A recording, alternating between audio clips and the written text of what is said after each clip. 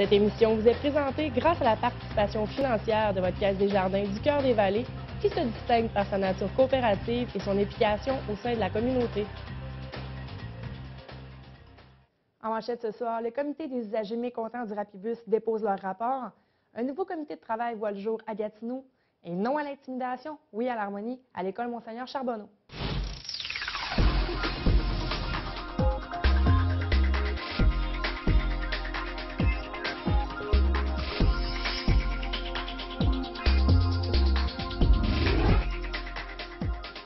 Bonsoir, mon nom est Josiane Hardy et bienvenue à cette édition d'InfoMag du mardi 1er avril 2014. On débute le bulletin avec un accident majeur sur l'autoroute 50, tout près de la sortie du chemin Lépine.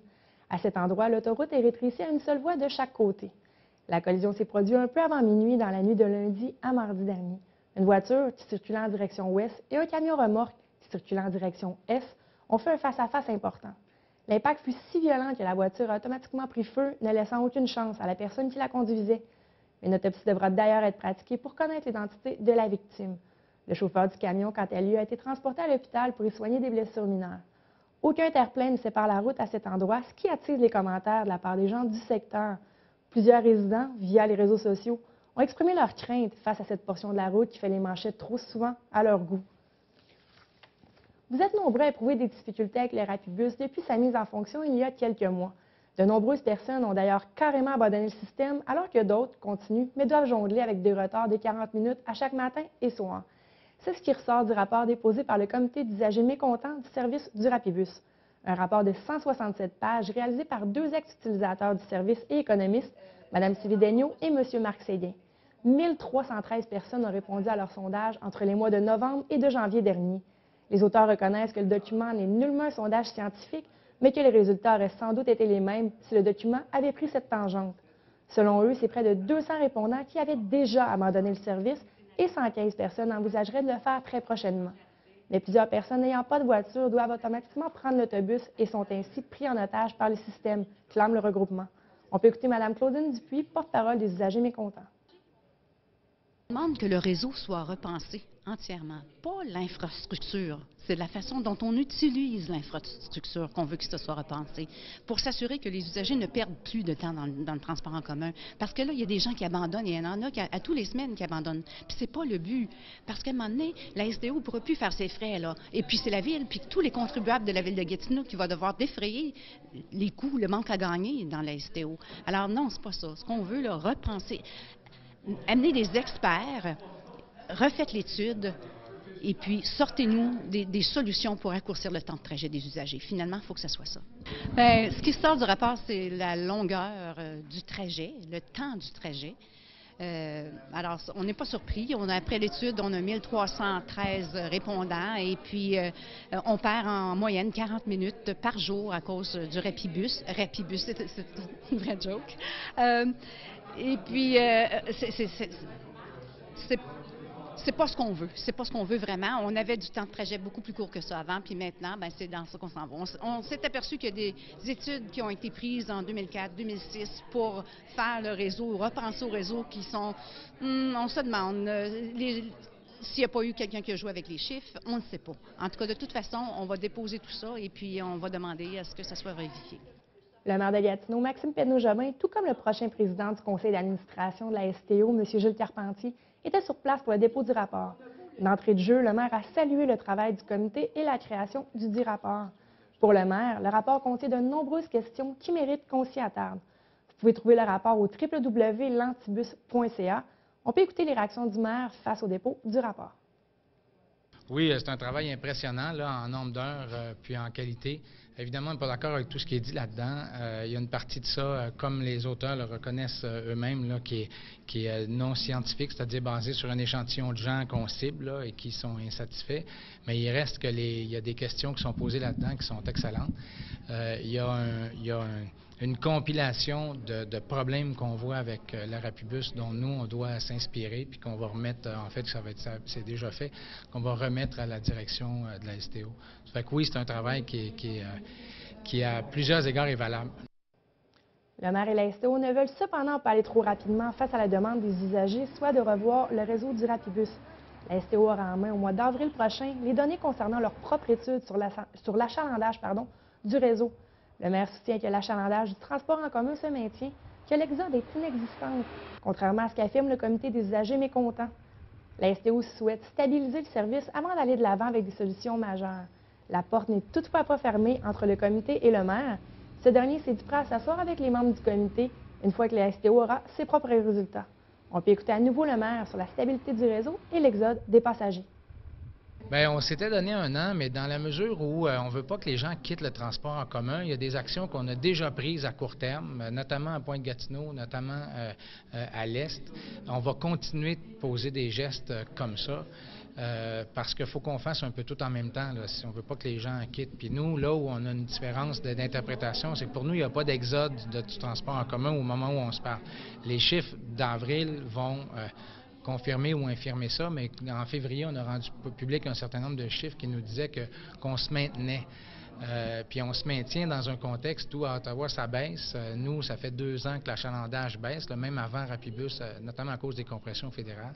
Ça fait qu'il faut qu'on soit prudent dans ces chiffres-là, mais il n'y a pas, au moment où on se parle, il n'y a pas d'exode. Politique municipale maintenant, vous souvenez-vous des sagas judiciaires qui ont lieu et qui sont encore en cours dans le dossier du centre sportif, entre autres? Pour les futurs grands dossiers de Gatineau, ces poursuites seront, sans aucun doute, chose du passé. Gatineau vient tout juste d'annoncer la mise en place d'un bureau des grands projets. Ce bureau sera le coordonnateur des projets tels que le réaménagement de la rue Jacques-Cartier ou encore la construction du centre multifonctionnel. L'objectif est de simplifier le processus de gestion, de mieux coordonner la réalisation des projets et de minimiser les dommages collatéraux qui peuvent être engendrés par les projets majeurs. On peut écouter un extrait de l'émission Parole à l'élu où le maire de Gatineau était mon invité. Vous pourrez voir l'intégrale de l'entrevue de 30 minutes mardi, le 8 avril prochain, mais pour l'instant, on écoute le maire, M. Pedneau-Jobin. Tout à fait. On a 100 millions de projets au centre-ville. On a des projets un peu partout à Gatineau qui sont des projets d'importance. Même si ce n'est pas beaucoup de millions, des fois, c'est que c'est complexe, là. Il y a beaucoup de services municipaux qui sont mêlés à ça. Puis le bureau de projet, l'objectif, c'est de forcer tout le monde à travailler ensemble. C'est-à-dire qu'il y a un leader, qu'il y a des comptes à rendre, qu'il y a un échéancier à respecter, qu'il y a des budgets à respecter, puis qui interpelle l'ensemble des services municipaux. Puis c'est ça qu'on n'avait pas assez, disons. On l'avait un peu, mais on ne l'avait pas assez. Moi, je crois dans la reddition de comptes, puis dans la chaîne de commandement. Là. Il y en a un qui donne des ordres, là, puis l'autre qui suit, puis qui se rapporte. Une hiérarchie. Une hiérarchie, puis c'est ça qu'on n'avait peut-être pas assez. Les élèves des écoles primaires tiennent de plus en plus à être impliqués dans des causes qui leur tiennent à cœur. Les élèves de l'école Monseigneur Charbonneau ne font pas exception à la règle. Lundi 31 mars dernier était le lancement officiel de la Semaine contre l'intimidation 2014. Un comité pacifique regroupant étudiants et TES était derrière cette semaine d'activité. Le comité a été créé afin de trouver des pistes de solutions face au fléau qu'est l'intimidation. Un concours de slogans et d'affiches s'est déroulé parmi les élèves de l'école et c'est le slogan « Non à l'intimidation, oui à l'harmonie » qui a remporté les grands honneurs. On peut écouter Anne-Marie Ostini, membre du comité pacifique, nous expliquer les orientations du comité et l'importance pour elle d'en faire partie. Bien, on a 2 groupes. On a le groupe qui s'appelle... Il y a un groupe qui est visuel, puis l'autre qui c'est comme activité. Le premier groupe, bien, il fait comme des pancartes, puis il fait des boîtes. Puis les activités, il va faire comme le concours de slogans. Il va faire comme la boîte, c'est lui qui va s'organiser de... Comment dire? Il va s'organiser de comment ça va marcher, puis tout ça. Bien, c'est important pour moi parce que moi, je me suis pas inscrite pour rien, c'est pour arrêter l'intimidation. Puis, tu sais, l'intimidation, il y a des gens qui vivent ça à chaque jour. Fait qu'avec ça, on pourra peut-être arrêter l'intimidation à notre école puis ailleurs. De nombreuses activités se dérouleront tout au long de la semaine. Les élèves ont tous reçu un ruban blanc apporté au poignet afin de se rappeler l'importance de ne pas faire de l'intimidation. Tous ont chanté en chœur la chanson officielle de l'école face à ce fléau. Madame Sophie Giroir, technicienne en éducation spécialisée de l'école, orchestrera de nombreuses activités tout au courant de la semaine. On peut d'ailleurs écouter Mme Giroir nous énumérer les activités et nous expliquer que même si les élèves sont à bas âge, il est important de débuter la sensibilisation face à l'intimidation. C'est un aide-mémoire et c'est l'idée qui vient justement de mon comité. Ils ont décidé de prendre le ruban parce que quand on fait la paix, on a souvent le petit ruban blanc sur un bâton. Donc, ils voulaient avoir ce signe-là pour mettre autour de leurs bras pour se souvenir que c'est la semaine contre l'intimidation et la violence. Oui, c'est certain que bon, les plus jeunes, ils font l'intimidation. Des fois, ils ne savent pas vraiment ce qu'ils font. C'est pour ça que j'ai des activités. Là, j'ai fait des activités pendant les dernières 3 semaines pour expliquer aux élèves qu'est-ce que l'intimidation, c'est quoi les comportements que l'intimidateur fait. Puis là, les aider à comprendre qu'est-ce que c'est. Les élections provinciales se tiendront le 7 avril prochain. J'ai reçu en entrevue studio les candidats pour la course dans le comté de Papineau qui sont venus discuter avec moi de santé, d'éducation et de vision pour la région. M. René Langelier de la Coalition Avenir Québec a décliné notre invitation. Ce soir, M. Alexandre Iraca du Parti libéral est mon invité. L'entrevue que vous allez visionner est un extrait de l'émission Parole à l'élu qui vous sera diffusée ce soir à 19h.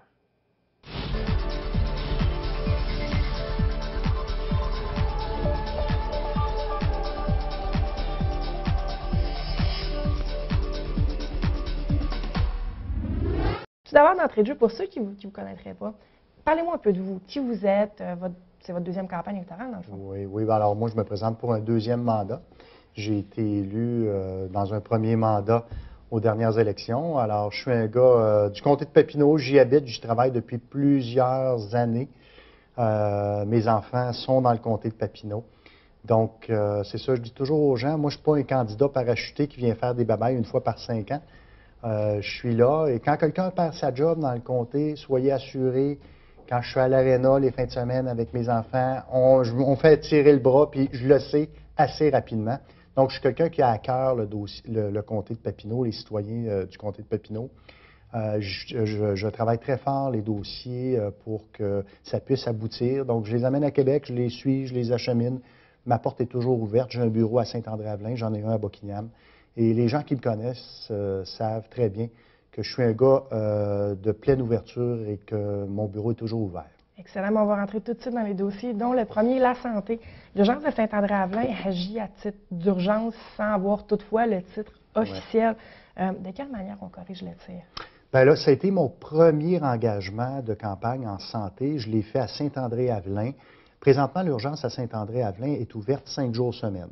On commence à voir la lumière au bout du tunnel. Il y a des médecins qui sortent des universités, des jeunes médecins. Il va y en arriver 14 cette année, 15 l'année prochaine.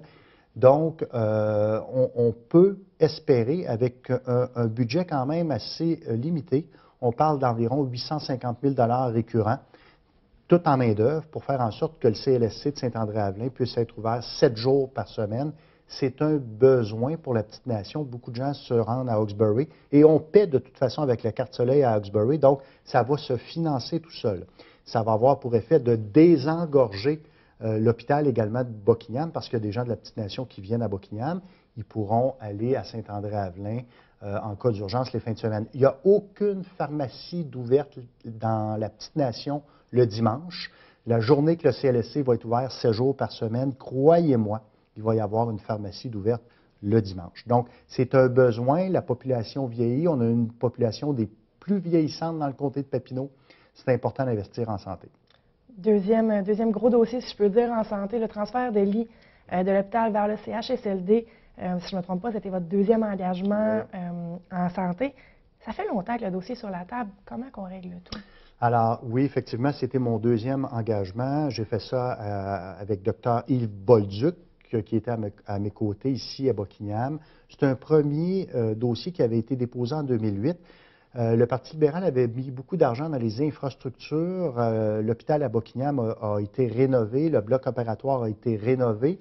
Nous étions rendus en 2012 à l'agrandissement du CHSLD à Buckingham. Malheureusement, tous les projets d'infrastructure ont été coupés et arrêtés depuis 18 mois. Nous, ce qu'on dit, c'est qu'il faut absolument faire en sorte que ce dossier-là sorte du classeur à Québec, qu'il revienne rapidement sur la table pour qu'on puisse procéder à l'agrandissement. Présentement, à l'hôpital de Buckingham, il y a 2-3 personnes par chambre qui devraient être placées, excusez-moi, au CHSLD de Buckingham dans des chambres individuelles. Il manque 55 places au CHSLD, il y a une liste d'attente. Il faut absolument que ce dossier-là avance. Il y a un besoin là-dessus. Il y a des gens qui manquent d'intimité à l'hôpital de Buckingham et qui ont besoin de soins vraiment au CHSLD, au centre d'accueil à Buckingham. On change de sujet. Les organismes communautaires sur le territoire de Papineau, seulement qu'à Buckingham, je ne me trompe pas, il y en a quasiment une cinquantaine. Plusieurs organismes croulent sous la paperasse lorsqu'il vient le temps de remplir pour des subventions. Comment qu'on règle, premièrement, leurs problèmes de paperasserie, si vous me permettez l'expression, et l'importance que ça a pour vous, les organismes communautaires? Les organismes communautaires sont une économie sociale absolument nécessaire et importante au Québec.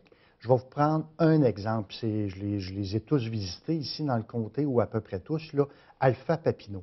Alpha Papineau, qui est situé à Buckingham, s'occupe des personnes analphabètes qui ont de la difficulté à lire, difficulté à écrire. Ils les prennent, ils les mettent dans des classes et ils font en sorte qu'ils puissent apprendre à lire, apprendre à écrire. Et ils sortent souvent, ces jeunes-là ou ces gens-là, des jeunes, des moyens, un petit peu plus vieux, qui les sortent de l'aide sociale, qui se trouvent un job, et ces gens-là paient de l'impôt. C'est fantastique. Ça vaut une fortune de sortir une personne de l'aide sociale, de faire en sorte qu'elle puisse se débrouiller pour aller travailler. Ça vaut une fortune au niveau économique au Québec. Les organismes sociaux sont indispensables, très importants. Vous avez raison, il faut réduire toute la papasserie autour de la reddition de comptes des organismes communautaires qui est trop lourde actuellement. Il faut simplifier, alléger les formulaires qui sont rattachés aux organismes communautaires et plus investir dans la main-d'œuvre qui est nécessaire pour ces organismes-là, pour leur permettre de souffler un peu et de remplir leur mission qui est excessivement importante. On s'en va en éducation. Lors de la visite de votre chef, M. Couillard, ce dernier a affirmé que l'Outaouais pourrait avoir un statut particulier au même titre que la santé en éducation. Est-ce que c'est une bonne idée? Est-ce que le tout est encore sur la table ou c'était une idée lancée comme ça? Non, c'est une bonne idée. Le seul parti qui a mis un statut particulier au Québec, ça a été le Parti libéral et ça a été Philippe Couillard. Il l'a fait en santé. Puis c'est un 20 millions qui avait été dégagé parce qu'ici, on est limitrophe avec l'Ontario. C'est important d'avoir une reconnaissance monétaire un petit peu plus élevée que les autres régions pour éviter l'exode, et dans ce cas-là, c'était l'exode des infirmières. En éducation, il y a quelque chose à regarder effectivement également à ce niveau-là. Il y a des cohortes, des programmes qui se donnent à Ottawa qui ne se donnent pas ici. Ça peut créer une exode des jeunes en Ontario. Il faut faire attention. Je pense qu'il faut partir un peu plus de cohortes, plus de programmes.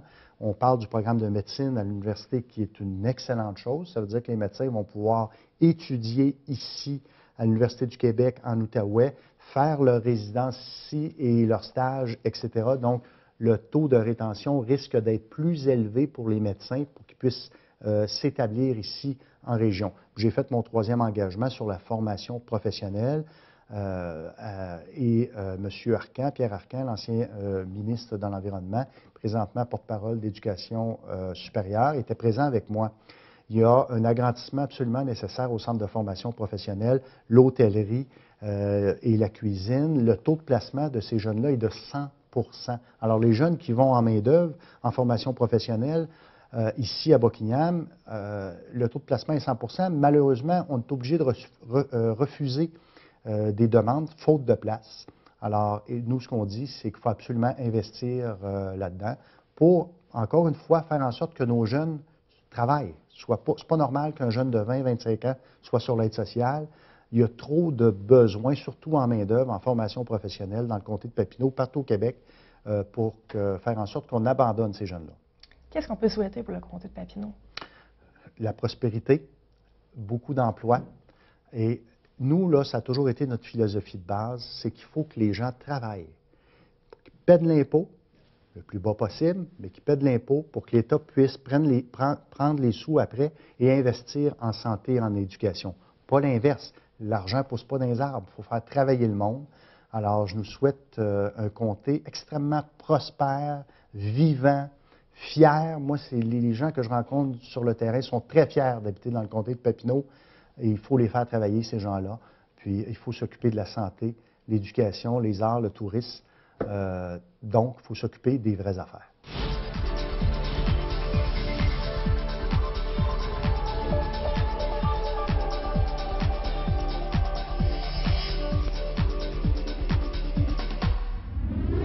Alors bonjour, aujourd'hui pour la chronique communautaire, je rencontre Maurice Hott, qui est le directeur de programme chez Mado-Jeunes et chez SOS Contact Alto. Bonjour Monsieur Hott. Salut. Alors parlons de Mado-Jeunes. Qu'est-ce que c'est Mado-Jeunes? Bien, Mado-Jeunes, c'est d'abord une maison de jeunes, mais pas une, c'est 3 maisons des jeunes, donc 2 dans le secteur de Buckingham, puis une dans le secteur de Masson-Angers. Donc 3 maisons de jeunes pour les jeunes de 12 à 17 ans. C'est un lieu de rencontre animé où il y a des intervenants qualifiés, où les jeunes ils peuvent venir en soirée. Puis également, vous avez un volet économie sociale où les jeunes sont impliqués. Oui, tout à fait. Ça avec le Bistrado, donc qui est situé au 375 de l'avenue de Buckingham. Donc, le Bistrado permet à des jeunes de travailler aussi. Donc, soit à l'intérieur du Bistrado au niveau là, de l'aide d'animation ou de la cantine, puis également avec le carrefour culturel Estacade là, qui est situé là, à Polyvalente là, de Buckingham. Là. Donc, c'est des jeunes qui travaillent là, pendant les heures de cinéma. Très intéressant. Puis, justement, il y a un gros projet qui s'en vient pour vous à Angers. Tout à fait. On l'appelle le complexe jeunesse qui va être situé finalement à l'ancien emplacement sur l'avenue du Progrès, dans le secteur Angers. Donc, c'est un complexe jeunesse, donc volet maison de jeunes, volet aussi avec un gym pour les jeunes. Donc, ça va être un gym qui va être accessible gratuitement en soirée pour les jeunes là, de 12 à 17 ans là, du secteur Angers. Ce projet-là devrait voir le jour là, au courant de l'année. On est au mois d'avril. On pense que si tout va bien, là, à l'automne prochain, là, on a des bonnes chances que ça soit ouvert. On vous le souhaite fortement. Puis, dites-moi en terminant, est-ce que vous avez une bonne fréquentation? Est-ce que les jeunes aiment venir dans les maisons de jeunes? Ben, on pense, nous, on a entre 5 et 6 000 présences par année. Donc, c'est 25 à 30 jeunes par soir, par point de service, bien souvent. C'est un peu ça notre moyenne. Donc, on sort nombreux jeunes de la rue. Donc, conséquemment, on améliore la qualité de vie de ces jeunes-là, la qualité de vie des quartiers, donc il y a moins de vandalisme, et ainsi de suite. Donc, c'est ce que ça a comme impact, finalement. On améliore la qualité de vie de tout le monde. C'est très bien. Puis, comme vous l'avez mentionné, les jeunes sont suivis, peuvent consulter facilement des intervenants dans vos maisons. Tout à fait. S'il y a des jeunes qui vivent des difficultés, on a des intervenants qualifiés ici en soirée. Moi, je suis travailleur social le jour, souvent pour les familles, mais en soirée, on a des intervenants aussi qualifiés qui peuvent accompagner les jeunes qui vivent certaines difficultés. Puis ça, c'est important aussi là, pour pouvoir mieux aider nos jeunes. Puis, pour un jeune qui voudrait avoir de l'information sur vos services, comment on peut vous rejoindre? Bien, en soirée, on a 2 points de service ouverts dans le secteur est de Buckingham. Ils peuvent nous appeler au 281-2570 ou tout simplement se présenter ici. Puis, ça ne coûte rien. Hein? N'importe qui peut devenir membre là, de Mado Jeune. Bien, je vous remercie beaucoup, M. Hott. Ça fait plaisir. Alors voilà, c'était Émilie Charon-Pilote en compagnie de Maurice Hott pour la chronique communautaire.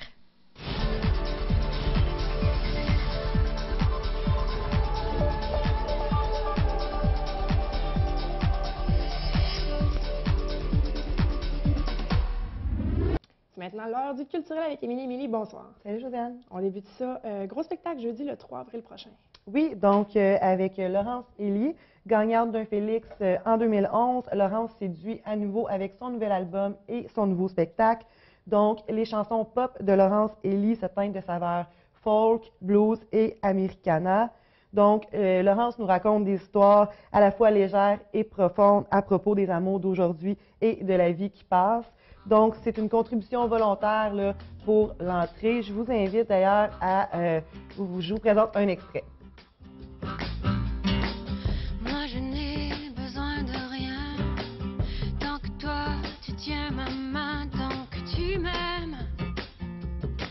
Je n'ai besoin de rien.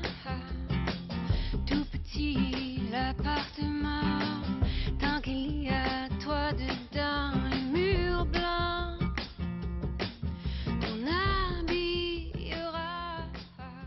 Toujours au Petit Café de l'Auberge, soirée micro ouvert. Oui, donc vendredi, le 4 avril à 20h, la scène est à vous. On invite les chanteurs et musiciens à venir là, échanger leur savoir et venir faire une prestation là, avec l'auditoire. Donc, c'est une soirée micro ouvert, une façon traditionnelle là, de se faire connaître du public et de se familiariser avec la scène.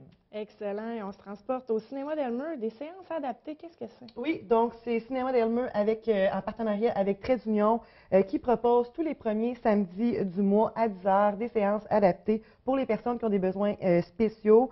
Donc, on parle de autisme, hypersensibilité sensorielle, également là, des troubles de retard du développement, du TDAH, et autres. Donc, les séances sont ouvertes à tout le monde, autant les enfants que les adultes. au courant d'ailleurs, il n'y aurait pas de bande-annonce et on prévoit aussi là, mettre un petit peu le son un petit peu plus réduit et également là, un petit éclairage. Donc, pour la première séance du 5 avril à 10 h, on a 2 prestations, une en anglais, une en français. Donc, celle en français, c'est Peabody et Sherman en version française. Et l'autre, à 10 h également, c'est Noah en version anglaise. Pour plus d'informations, Josiane, j'invite les citoyens à aller visiter le site web au www.cinemaelmer.com. Très, très beau projet pour les personnes qui ont justement des troubles d'apprentissage comme ça. C'est une bonne idée. On s'en va à la Basoche, Steven Boivin. Oui, donc lui est habitué d'accompagner les artistes à la guitare, mais il propose son premier spectacle solo le 5 avril prochain à la Basoche. Donc, Steven Boivin fera son premier spectacle et également il mentionnera le nom de son nouveau groupe qui est composé de Geneviève Moras, Julien Morissette, Daniel Ryans, Mathieu Péloquin et Joanie Michaud. Donc, ils joueront 12 nouvelles chansons qui est composée par Steven Boivin. Donc, on parle d'un style qui est un petit peu plus électro et on le reconnaît pour son humour, ses opinions et ses collaborations avec plusieurs artistes de la région, notamment Joanie Michaud et les Jazzeurs. Donc, pour les billets, on rappelle, c'est 25 $ pour les adultes et 20 $ pour les étudiants. Excellent. Tradition et Innovation 2014, l'Académie de danse de l'Outaouais. Oui, ça se tiendra le 25 avril prochain et c'est au profit de l'Académie de danse de l'Outaouais.